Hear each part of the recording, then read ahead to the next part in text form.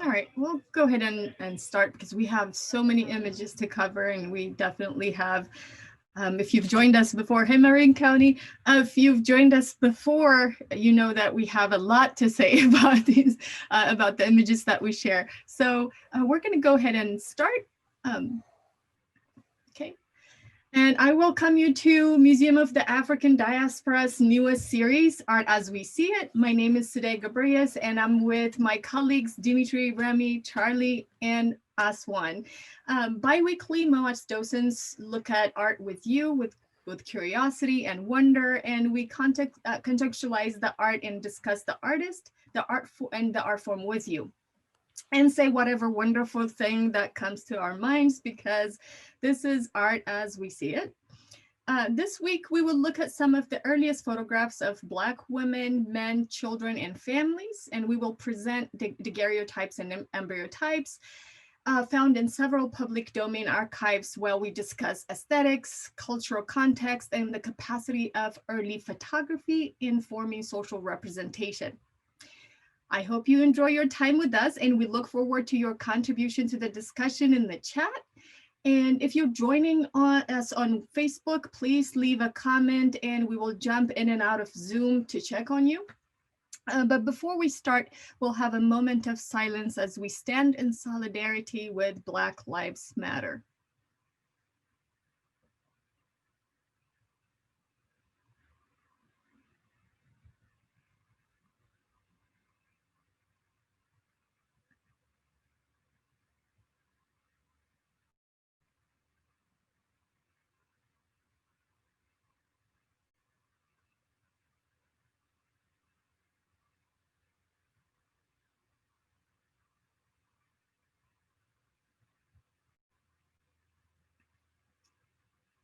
Thank you. And I would like to read our land acknowledgement statement.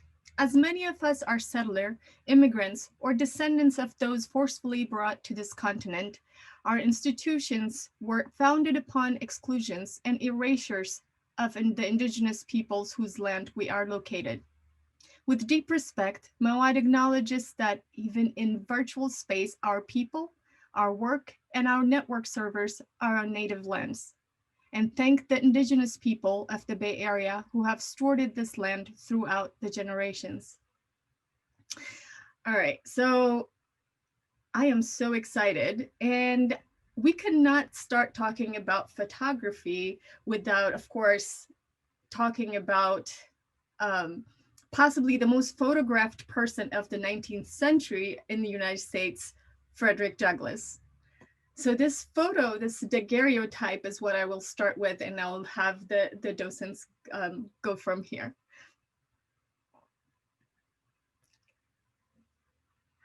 Charlie, you want to take this one? I guess so. No, as you said, he was incredibly popular in the 19th century. It's hard to imagine that someone might have been photographed more than Lincoln is. Of course, he had more years to go than Lincoln did, so that might make for some of the reason. But he was an important public figure, public speaker, and I think that people really wanted to see his image. And you can see just, as is typical with so many daguerreotypes, you can see this really beautiful casing that's surrounding the photograph. And typically these would be closed up to protect them from light, because light would deteriorate them over time. So, as an image, it's a pretty straightforward image. He's sort of in a 3/4 stance, not unlike you would see in many photographs. So I think from a photographic standpoint, I'm not sure that it's particularly noteworthy, but it is a beautiful image and beautifully placed within this case. When we're talking about the case, we also have outside of the case. I know we talked about how who made this and how was it made, and we went back and forth with that. But if you'd like to see the case, this is the casing of the daguerreotype of Frederick Douglass. Yeah. I was just gonna add, I think it's a really interesting time right now. I don't know if anyone else is watching, but I've been watching The Good Lord Bird about John Brown, and there's a really interesting depiction of Frederick Douglass, holler if anybody out there has also been watching it. And so it's a very interesting view on Douglass, played by Daveed Diggs. And I'll kind of leave it at that. If you guys have been watching that, yeah, I see someone says that they've watched it. But just kind of for me, yeah, Douglass was the most photographed man and or person in the United States at the time. I think like the Queen of England is the only person who outdid him or something. 190 photographs, and so I think for him it's just the power of a portrait. And as soon as photography was introduced, he immediately saw it as a tool for changing people's minds.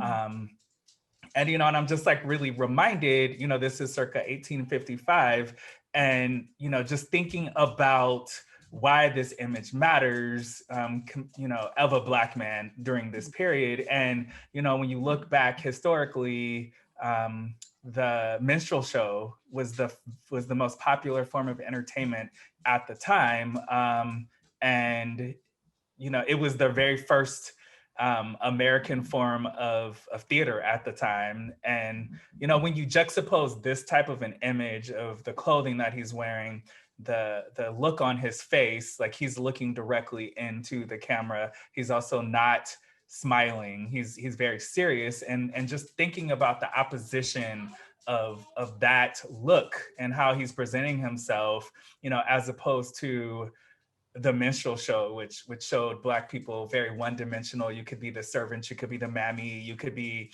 all these other stereotypical figures, but then at the same time, then you have this image which completely just fights those stereotypes, in every kind of way. It shows, as someone who looks like him and has a similar background as him at the time, then you see this image and you start to realize, wait, maybe we can be more than just that stereotyped image.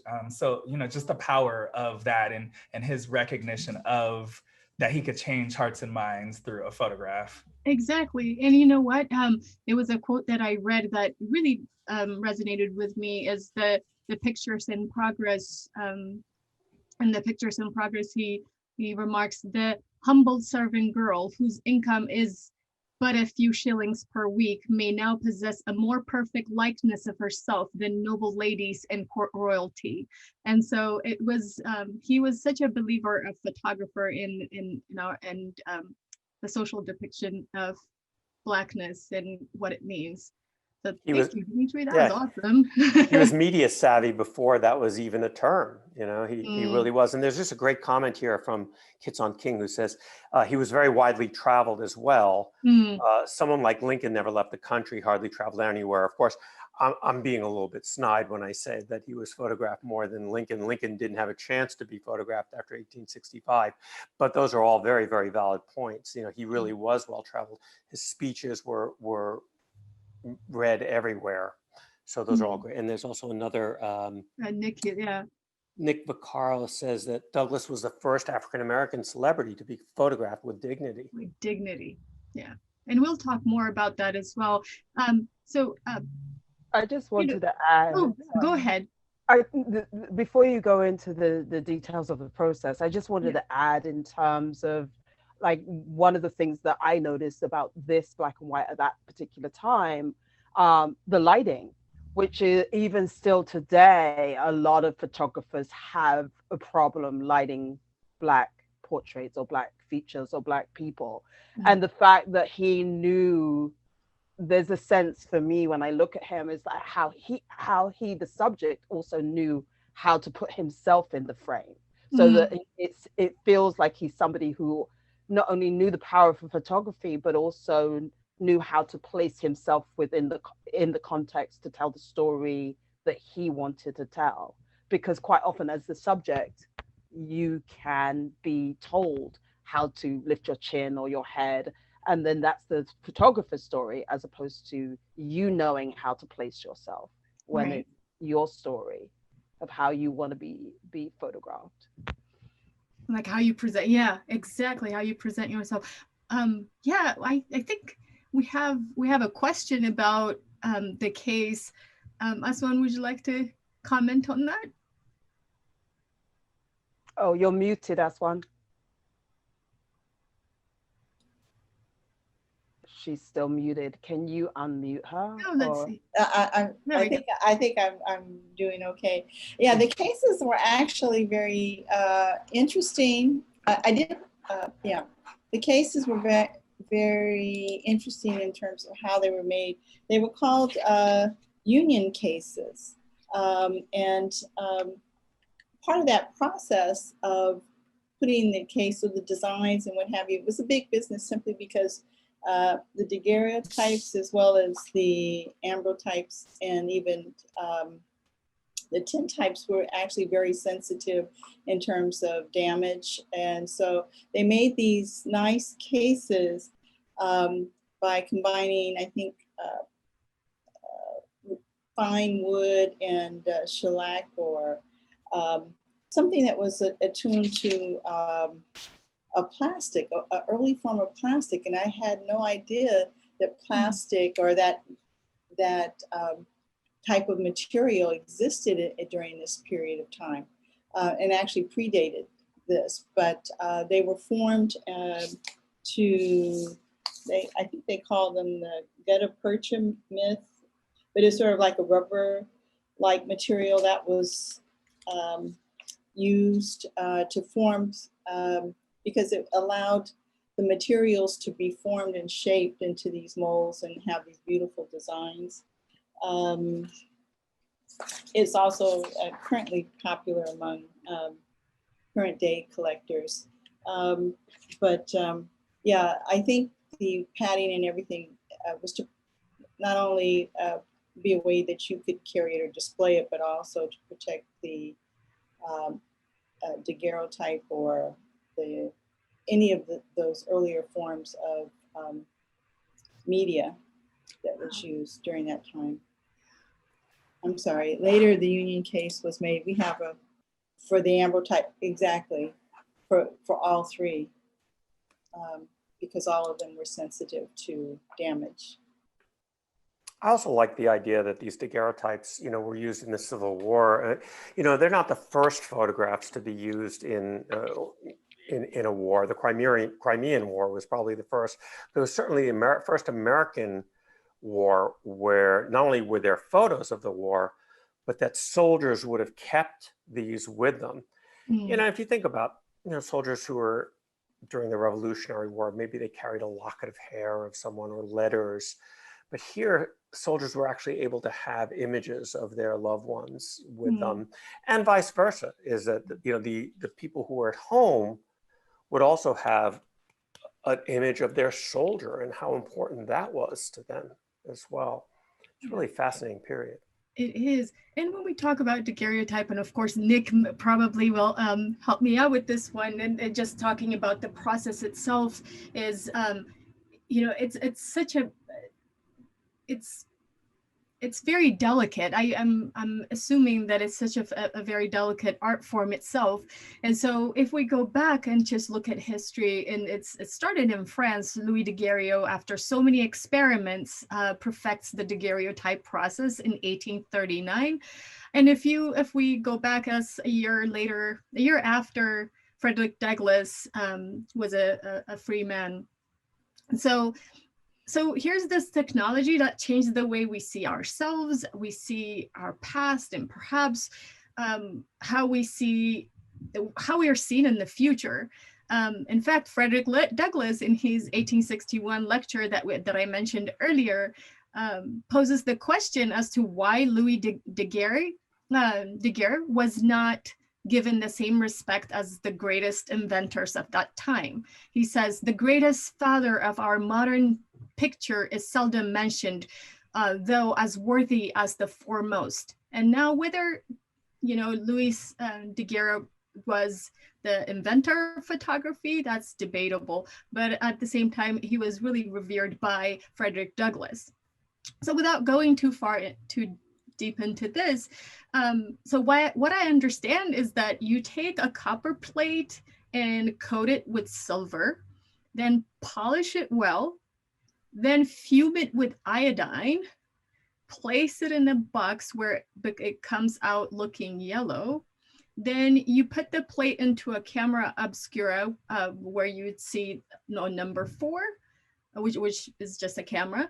You then give it enough time, it finally gets exposed. Then you put mercury on the plate, you let it simmer. Then you put a stop solution or hypo on, and voila. The French government shared that system. Then America absolutely fell in love with it. So it kind of took off, and that's kind of the mention of Frederick Douglass with the process of photography and his admiration for the person who came up with the daguerreotype. So I just wanted to mention that bit of information there. Yeah. Yeah, I think the illustration is very helpful in understanding the process. I do know that it was very toxic, yeah. And yeah, not as mobile as maybe the other forms of media that you will see later. Yeah. And without, I think, go ahead. I just think, and Charlie speaks about this really eloquently, but I think, and Charlie, I don't want to take your thunder on this whole one, but just thinking about how photography at this time becomes this tool that breaks down, like you kind of said at the beginning, where a poor person could, a relatively poor person, you don't have to be the absolute elite to be able to afford to get your photograph taken, but also thinking about the photographers themselves. So thinking about, right now I'm thinking about the folks like Augustus Washington, who, is able to cobble some coins together to open his own photo studio, to photograph people who look like him. And so, it just becomes this real equalizer. And, prior to this, we had lots of illustrations, but, we start to get images of the Civil War, we start to get images of our president, so it's just this really interesting time. And we have lots of experts on here with us. So this is really great to hear you guys' your feedback on the cases Awesome. and the processes. And it also seems to me as well, this is the first time as the subjects themselves get to present themselves, and rather than be photographed in a more anthropological way of being cataloged. So you get to choose what you wear to the studio. You get to stand possibly the way you want to stand, as opposed to, okay, we're going to photograph you just like the other pieces of relics that we photograph, of wood, parts of buildings, and then, well, you just happen to be a human relic. So I think that for me, that's a huge change of where we are starting to present ourselves and tell our own story. That's a really good point, Remy. I want to ask also if you can comment on exposure time, and compared to like exposure time now when we have photos taken, and what that means to stand in front of the camera with the photographer for that long. If you could just talk a little bit about that. Well, is anyone? I think that's, I thought he was asking Charlie. That's Charlie. But I saw something where they said anywhere from 5 to 60 seconds they would have to pose. We had mentioned, folks not smiling in the as their picture is being taken. And Charlie, I think, did you want to? Yeah, most of these photographs, the lens would have to have been open usually between 20 and 30 seconds. So if you think about it, you don't really see people smiling in these photographs, because it's virtually impossible to hold anything that looks like a natural smile for that length of time. So that there was always this sort of imposed seriousness. So you think, oh, people in the 19th century didn't smile, but it's really more a function of slow cameras. And as soon as camera speed improved, then you could start to see much more personality in people's faces. But I love, Dimitri's comment about just going back just to a prior episode, is the idea that, you now had middle-class people that could have images of themselves. I mean, let's face it, most middle-class people could not afford to hire an artist to paint themselves. You know, certainly royalty did it all the time. The very wealthy did all the time. But now all of a sudden, you know, if you were reasonably well off, you could have photographs of yourself. And of course, we'll get into other uses of that as well with one of the photographs that we're going to talk about later. So you know, but that idea of the slow shutter speed is really important. And in fact, it's really funny because, you know, we're talking about Daguerre, and Daguerre inadvertently took the first photograph of a human. And that's because he meant to take a photograph of a Paris street. And so what happens is he has this camera open for a really, really long time. And so all the horses and carriages and pedestrians are walking by. But what you see is one, well, it's actually two people. You see one's a little bit ghosted. But basically you see a guy with his foot up. And that's because he's having his boot shined. So he had to be in place for long enough to have his image maintained there. And the guy that's shining his boot, you sort of get these ghost images of.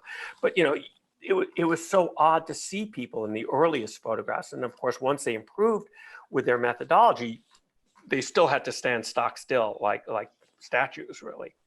It's kind of fun to think about how that has changed now, where we have ultra fast shutter speeds. I also see what we have lots of participation. I'm absolutely loving everyone's involvement.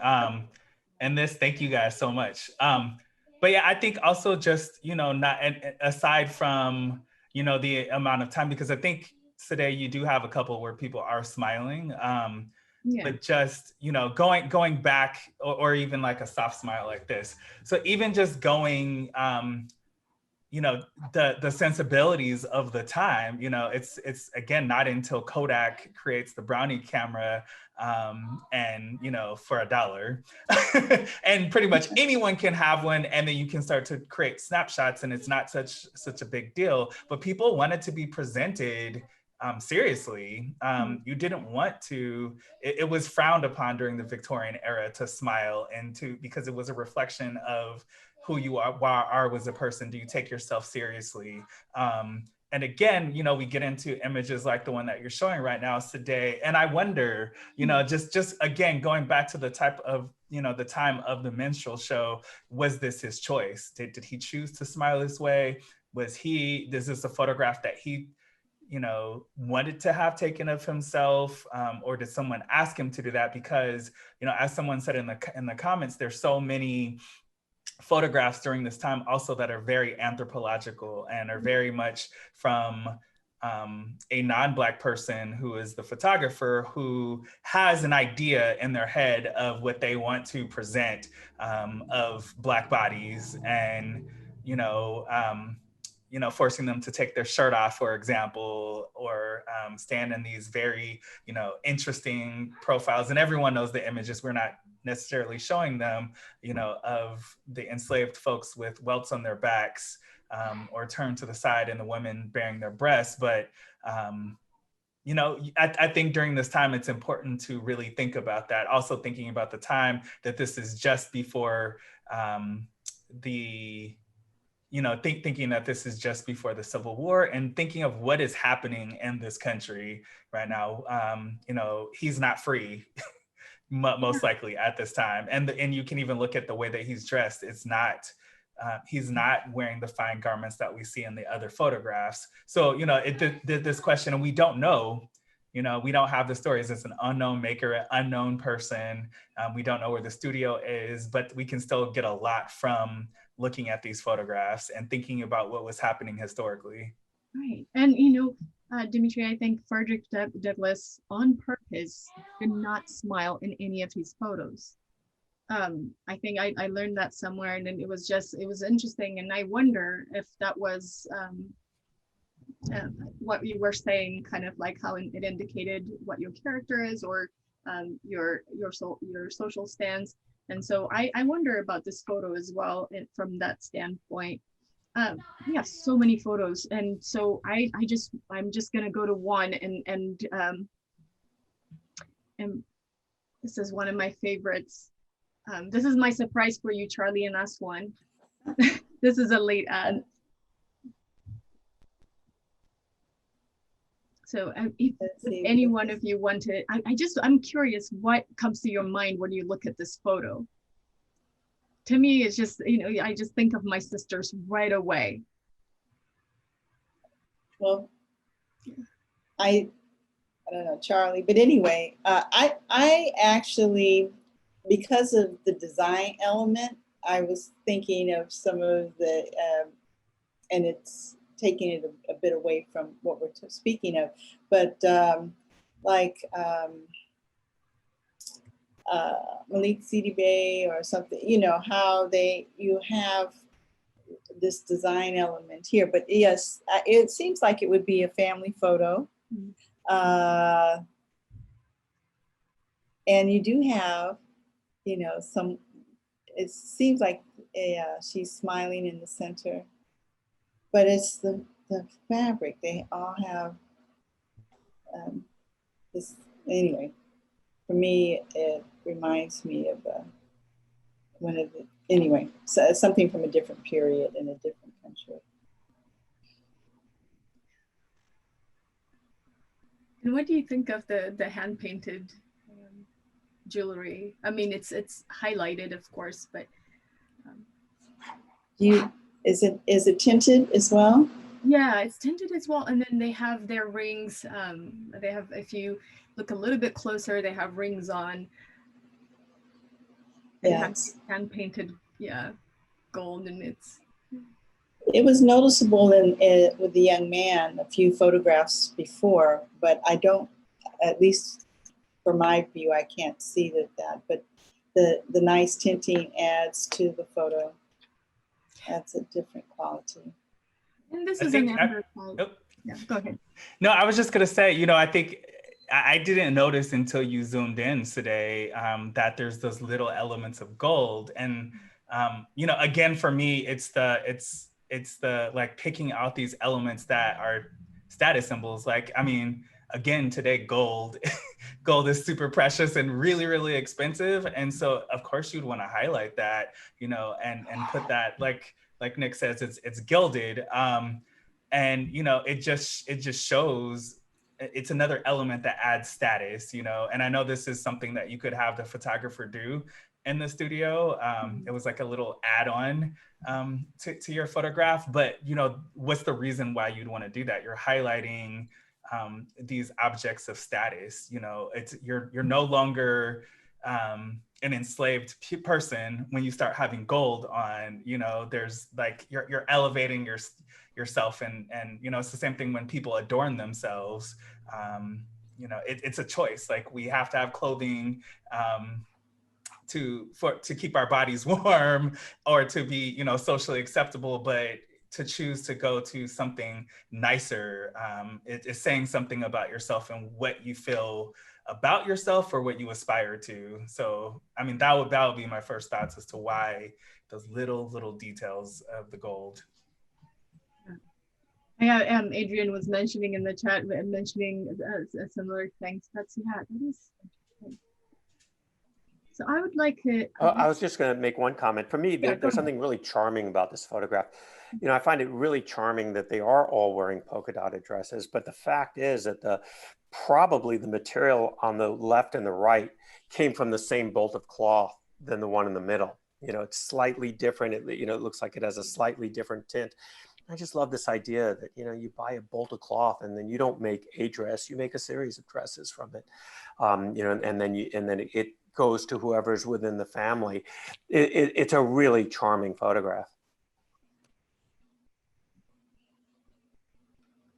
And the next photograph I'm going to share is of a mother and a child.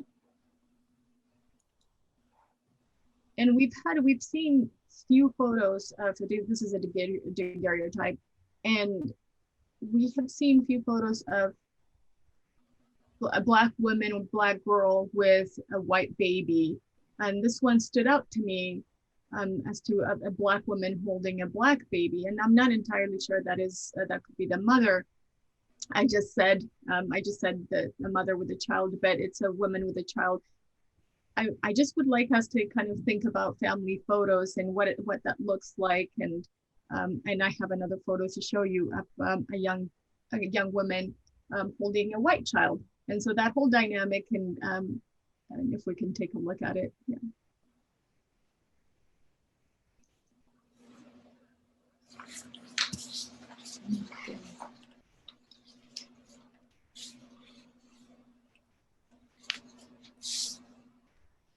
To me, it's also kind of the looking into somebody's eyes, looking into the camera. I wonder, in the time where you couldn't look at white folks straight into their eyes, what does it mean to look into the camera, and who's taking the photo, who's behind the camera? I think about these gazes as I look at the eyes of the subject. So I'm really curious. I'm curious about the clothes that she's wearing right now, the prints on her clothes, the baby.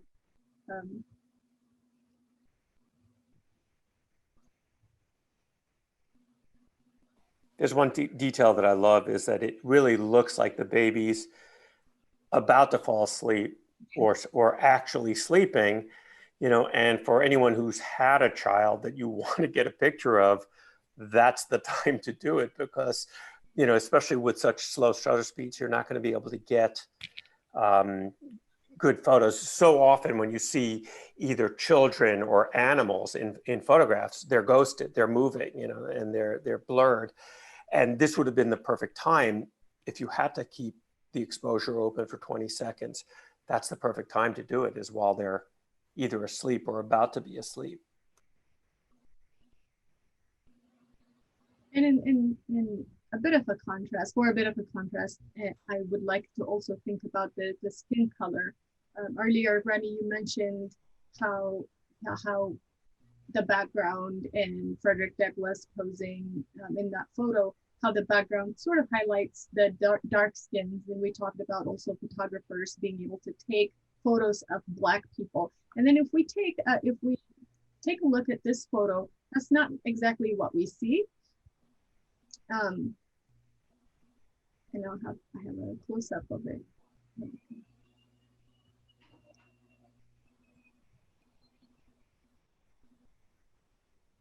Yeah, I think to me this is also interesting in with the others, of the darkness of the background, and how as we're looking at all of these shades of black and white, to me, I'm still able to see some color, even though there is no color. Like if I look at her scarf on her head, I feel like I see red, or in the color of the scarf.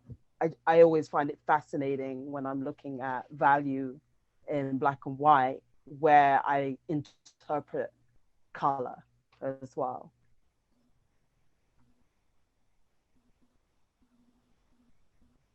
You know, I think we talked about also who paid for this photo, right? Who's the keeper of this photo?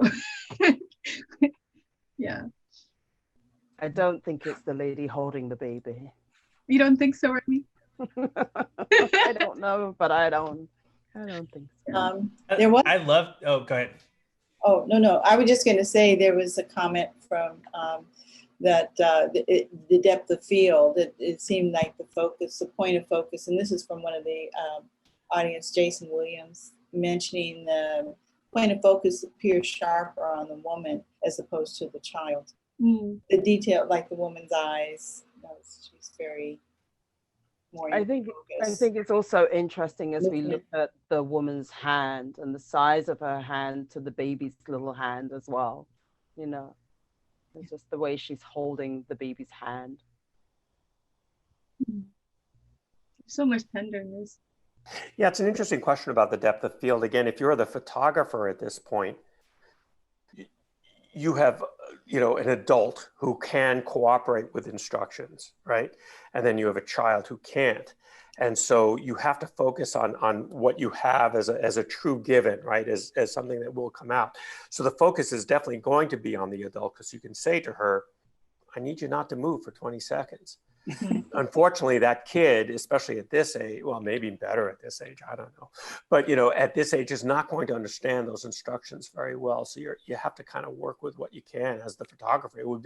It would have been a challenge, at any period of photography to be able to get, an adult and a child of this age, but especially in this period because of the slowness of what you're working the exposure. with. Yeah. Right. And you can see the hand, the child's hand moving. So the soft focus may in fact be to some very slight movement as well. I think the comment that Nick is making as well about the status of having, a Black nanny, servant, enslaved person in your household.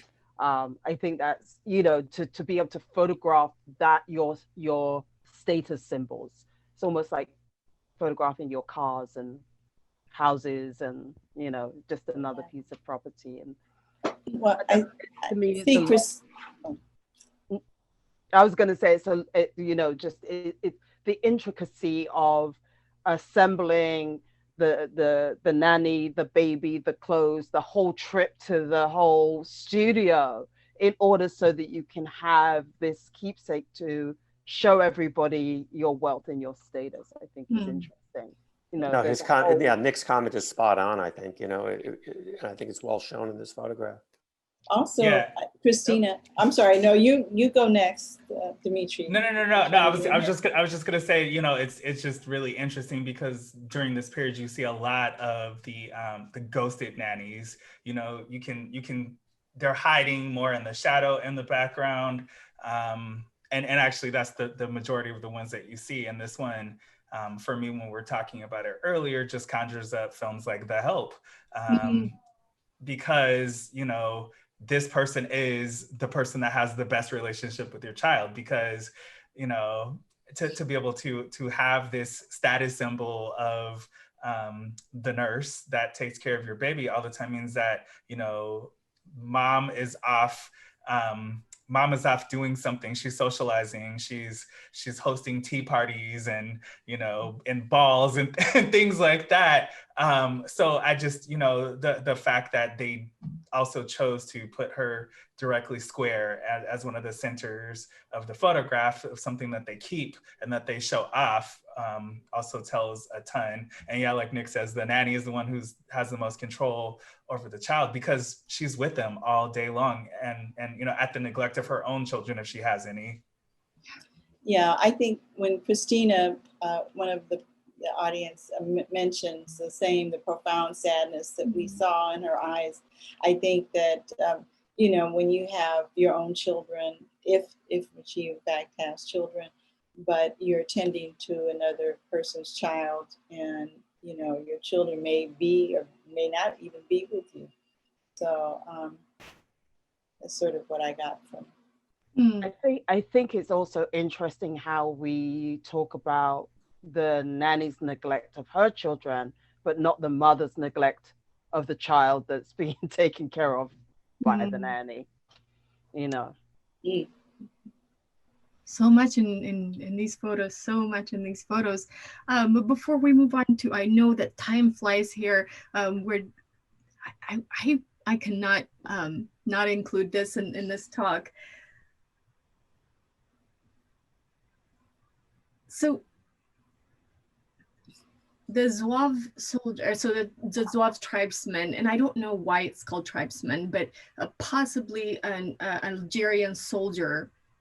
And I know that Charlie, you looked a little bit more into this one, that these were soldiers, and we couldn't find many depictions of Black soldiers. This is in France, I believe, and we couldn't find any depictions of Black soldiers, so or Black Zouave soldiers, and or photos. One was kind of like, I don't know, I'm not sure, but this one is clearly a Black soldier, and I kind of want to give it to Charlie. I'm so curious about this photo.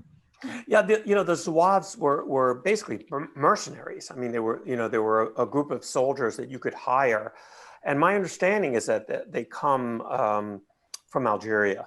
And what I was mentioning about France, which is really fun, is that one of the bridges in Paris has a statue of a Zouave soldier. And Parisians will tell you that, you know, when the Seine floods, that they mark the height of the water as it compares to the soldier, so that they say, oh, that flood, you know, that went to the Zouave's neck or to the Zouave's nose. And so for them, it's this really interesting sort of just purely Parisian phenomenon. But they were mercenaries. They fought all over the world. Now, like you, I couldn't find a lot of photographs of black Zouaves, which is, I think, what makes this one really interesting and unique. But I don't know enough about them to know whether they were divided, for example, by color. Mm.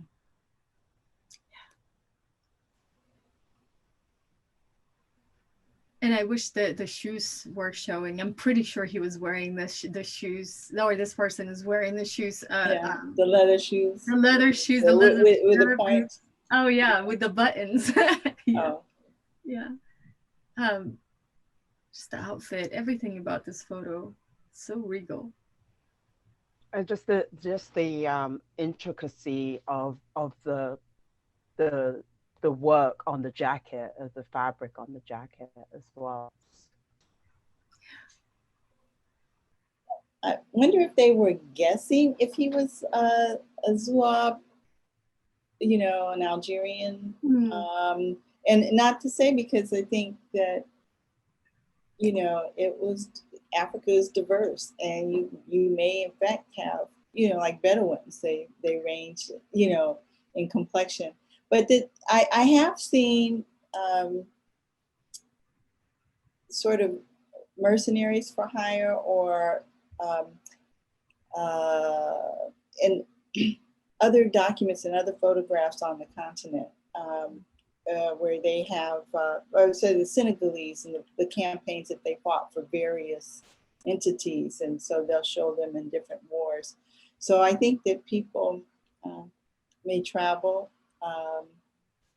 Okay, how do you, Z, okay. They're asking how to spell that. Oh yeah, here it is. So if you go back to the title. Uave. Yeah, thanks, Dimitri. Okay, great. So there is a comment. I just wanted to comment on, I'm sorry, were you done, Aswan, or are you still? No, I'm sorry, I'm rambling. So. Oh, that's okay. No, it's just Nick had a comment there that he put that they were rare, and I just wanted him to expand a little bit on whether he meant, you know, that black Zouaves were rare, Zouaves in general, or photos of Zouaves. And so what he's answering here is, this is an American daguerreotype, not foreign, at least based on the mat surrounding it. And Zouaves were actually used in the Civil War. Oh, were they? So, okay. Yeah, they were, by both sides, interestingly. Wow. So again, they were mercenaries. So and around the world, because the world. Yeah, when I started to look for other black Zouaves, then you know you start to get all these hits on Google about Brazilian Zouaves, and it's just the whole Zouave phenomenon. If anyone wants to go down that rabbit hole, is a whole other thing. Like, they originated in North Africa, and then it just becomes this craze around the world, even just the style. So that's another topic. Is that sort of like a foreign legion, you know, and they just, yeah. Right. And Nick is clarifying here. So what he was saying is that African-American Zouaves are super rare in photos, is what he's clarifying. So thank you for the clarification. Yeah. I want to bring this one. Gosh, the time, look at that. I want to bring up this one portrait, and this is another surprise. Charlie and us one, and Remy. Oh wait, Dimitri, I haven't shared this one with you. There is a new one. That so this portrait is really interesting in a way that it came with a note, and we're gonna share the note. And if let's just look at the photo first, and then we'll look at the note that was found with the case.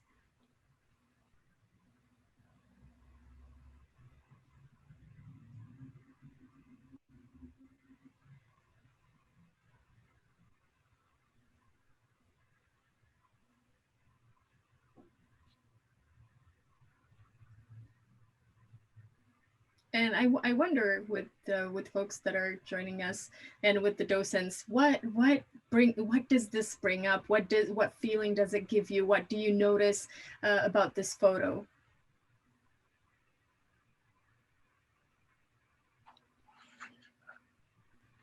Well, I definitely, when I look at her, as you zoomed into the photograph, I definitely wanted to look at the size of her hands and her proportion of her body to figure out how tall she is as a person, how big she is.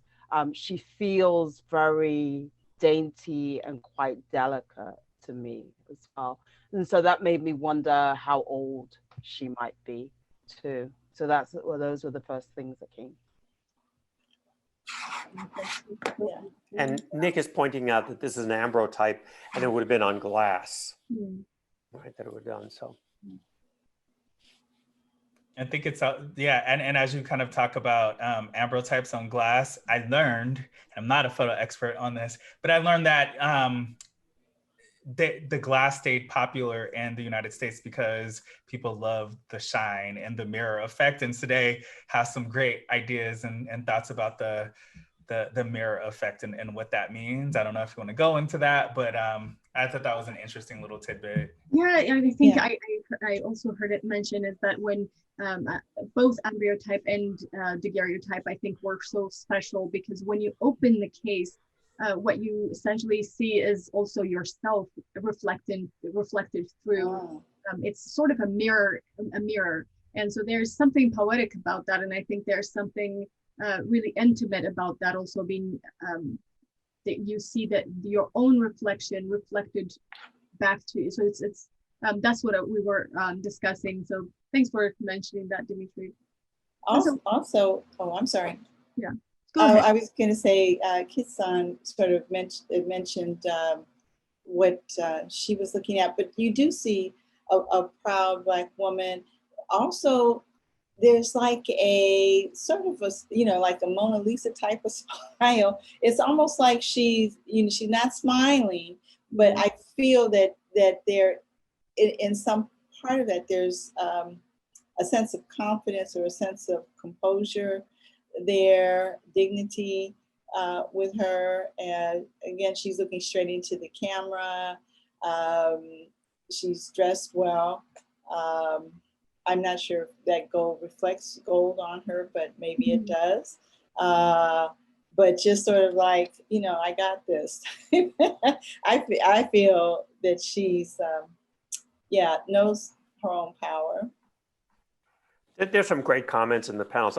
Nick just added that a daguerreotype is referred to as a mirror with memory, and I think that really Wow. reflects on what you said today. It's really a nice poetic idea that you do have this reflection at the same time that you're looking at. And of course, Nick gives us that it's not just what am I trying to say? It's just not as it appears. It's actually how it was known at the time. So I think that's interesting. But there's also a lot of talk in the comments about the garment, whether it's a shawl. And of course, I have nothing to say about that, but they're just interesting comments talking about how the material is working within, whether there are panels on it or not. I was also going to highlight, and I don't want to butcher her name, but I think it's Shea Gofatso. Hopefully I got that somewhere in the right thing. But the fact that she's a Black woman at the time, photographed by herself, no children, man, or any other woman in there. And I love that sentiment and that idea of, of her being by herself, being independent, going to the studio by herself. And for me, that just matches with that look. So yeah, I thank you. I appreciate that. Yeah. And also, have you noticed that we know her name? Unlike all the other photos that we have seen so far, apart from Frederick Douglass's, we know her name.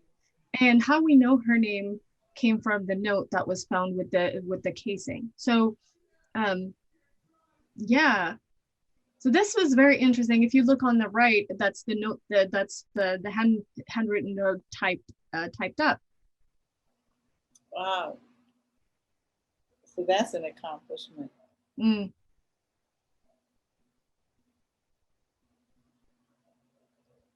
So that whole pride and yeah, Yes. that folks mentioned earlier. Yeah. And also, if where it says resident run away from the residence, that also may be another reason why she's by herself. That may explain the independence and being by herself. If she's gone from one place to reside somewhere else. Can I put a darker spin on this here? No, Actually, no. no, I mean, I have to tell you, to me, I didn't see this photo when we were talking about these photos the other day. And I have to say, to me, what makes me worried about this inscription on here is that it's not her taking her photo of herself so much as perhaps her owner taking a photograph of her, and then that's why his name is on the back of that. You know, that I think that if you're a runaway slave, would you really want to put that you ran away from a particular person? It makes me a little bit suspicious that it may have been her former owner that took the photograph and may have even been distributing it as a way to collect it. Now it is colorized, right? There's a little bit of gilding on there, which again, I'm not sure what to make of that, but I'm a little bit suspicious about what the note says. Yeah. So Charlie, I'll take it a different Confidence. direction. Yeah. I take it a different direction, because then going back to how we started with Frederick Douglass and how during his time he documented and widely spread his autobiography in his story of escape. And you know, for me, just being like, yes, I'm a runaway and now I'm free living in Philadelphia. And I would think that maybe she is more connected to the abolitionist movement. Right. And it's almost just like a laugh in the face of your former master, just be like, now I'm free, look at me, this is who I am, I got away from you. Because yeah, like someone just says in the comments, that look on her face just says, you know, I know that look. And that look to me just says strong, powerful Black woman, I don't give a damn. You know, look at me and where I am. So, you know, I think that would be, and just thinking about Philadelphia and how that was such a central area for the abolitionist movement makes me think that it falls more into a big thumbs up or a middle finger to the institution. Let's hope you're right. Let's hope that is the case. But I would sort of caution people against sort of using the idea of expressions when looking at these photographs, because they're not the same expressions that we have now. Remember, it's an expression that you have to maintain. And so it's very, very different than, for example, posing for a painter where you discuss with the painter what sort of look you want to have. Being in a sitting for a photograph where you have to maintain a pose for 20 seconds is different. And so I would just caution against using sort of our modern perceptions of expressions. You know, they're just different. Yeah, I just think that almost smile, that not quite a smile is what's tipping me to the same side in terms of Dimitri, and just that I did this, you know. She does look awfully relaxed in that picture as well. You know, it's a very soft type demeanor. Whereas when you look at some of the other pictures, they do feel a little bit more posed and a little bit more pegged and a little bit more like this one, yeah. on the one too. Whereas she just feels like she's like, yeah, this is my liberation picture. Yeah, there's so much strength in that photo it's wow. And I didn't realize that it was gonna go into the controversial. And I love the fact that we all want to tell her story for her. We do. You know, look at us go. I do want to bring up one photo before we go, because you know time is running. Oops, that's actually not it, even though that's one of them. This one.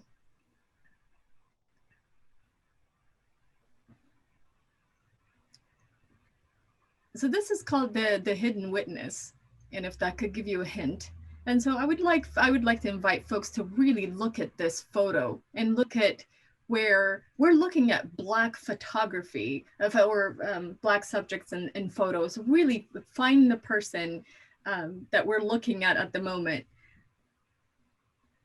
And look at the family, the surroundings, all of it.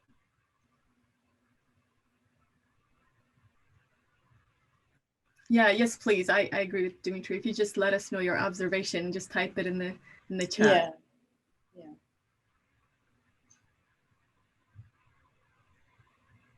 Because we know. We've been looking So we're giving it the panelists time to. Oh goodness. Oh wow. Not hanging, no. Oh wow. Okay. That's interesting. That is interesting. I see. Yeah. And you blame me for being morbid. Wow.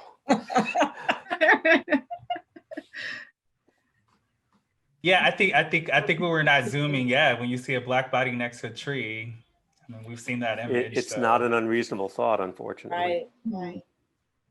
Oh, wait until we get to tintypes in a couple of weeks. Are we gonna zoom in today? Zoom in, yeah. So Are we ready? Okay. so the panelists, I just wanted to hear from audience can see. Before we go down another rabbit hole.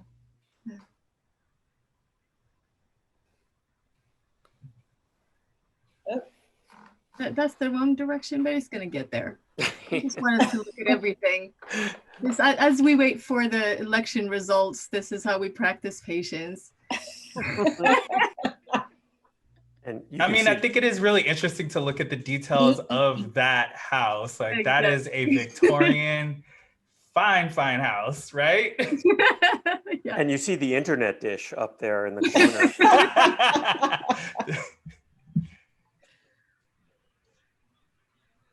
And actually several houses actually, so. I wonder what time of the day this is. High noon?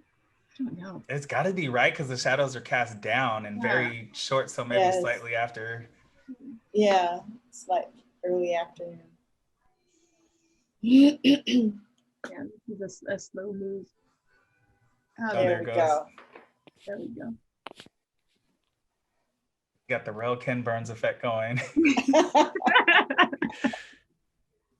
Yeah, what are they all looking at? That's an interesting one too. Can you pause it there so they can sort of see the subject? Yeah, and if you look at this photo, you'll be able to see how this photo is such an interesting photo of how that man is captured in the back, leaning on the tree. Yeah, see someone Yay. Hey, you win the prize. The hidden witness. Yes. It looks like it does. The woman behind the man by the tree. And I love that she has her hand on her hip, kind of like, you know, I definitely want to tell the story. Just like, you know, now what are they doing out here? The child. It's just, yeah, it's such an interesting photo. I think this is a good note to end our conversation. If you have last minute things to mention about this photo or any of our photos, but we'll be back in a couple of weeks with tintype. Oh, this you is have to read that comment though before. Which one was it? Was that the first photo bomb? Was he the first photo bomb? Yeah, except it wouldn't be he, it'd be she, because there's even a second photo bombee. You know, it's like that pose is though it's just like it's a model pose, and so I can see the photo bomb. The photo bomb. Like, are we finished yet? Okay. Yeah. And I love the look on this woman's face. You know, with her hand up to her face, the one in the foreground. She's had enough. You know, and then I love the little. Well, when you go back, the little child who's on our left of the bench. Yeah. Is, you know, also had enough. You know, is. Yeah. Again, you get some of the, if you look at the boy next to the man with the tall hat, you can see that his face is blurred. So, you know, there's movement artifact there. It makes you wonder how long they'd all been out there trying to get them all facing in one direction at least. You know? Well, I would like to thank everyone, and I would like to thank, everyone. This is a lot of the comments were so interesting. I wish that we could read all of them. That was so good. Thank you so much. And thank you, Remy, Aswan, Charlie, and Dimitri. That was so much fun. And we'll be back in a couple of weeks with 10 types, and we'll send you the link and all of those kind of things. So make sure you sign up for that. And we love your participation. And it was great having Nick as our resident expert. Hopefully he'll be able to come back for the next Nick, come back presentation as well. 10 types. Yeah. Yeah. Thank you so much. All right. See you later. Thank you.